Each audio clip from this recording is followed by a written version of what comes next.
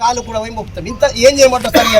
మీరు ఒక్కసారి తెలుసుకోండి. మీరు నేనేమంటున్నాను ఇలా కాదు, నేను ఏమంటున్నాము ఇక్కడనే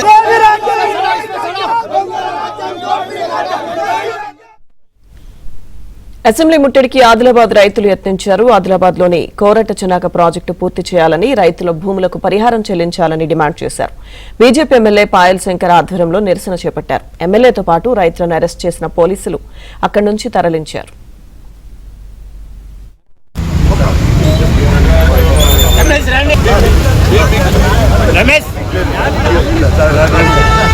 హలో హలో నరసింహ రండి, బయట ఉంటుంది బయట.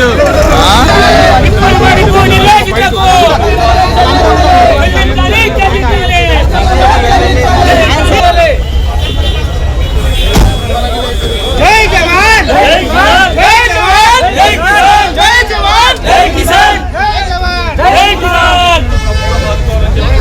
బీజేపీ ఎమ్మెల్యే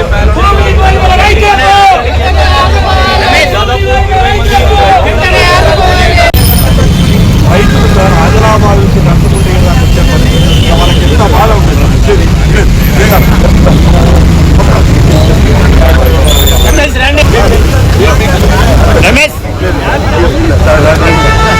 హలో ఆదిలాబాద్ రైతులకు పరిహారం వెంటనే, రైతులకు పరిహారం వెంటనే ఆదుకోవాలి, ఆదుకోవాలి, ఆదుకోవాలి, ఆదుకోవాలి, ఆదుకోవాలి, ఆదుకోవాలి. ఆదిలాబాద్ రైతులకు పరిహారం వెంటనే, కోటా జనాక ప్రాజెక్టును వెంటనే, కోటా జనాక ప్రాజెక్టును వెంటనే. ఆదిలాబాద్ రైతులు సార్ ఆదిలాబాద్ నుంచి నడుచుకుంటే వచ్చే పరిస్థితి. ఆదిలాబాద్ జిల్లాలో నిర్మిస్తున్నటువంటి కోటా చెనాక ప్రాజెక్టు కింద రైతులకు సంబంధించినటువంటి 1000 ఎకరాల భూములు కోల్పోయింది.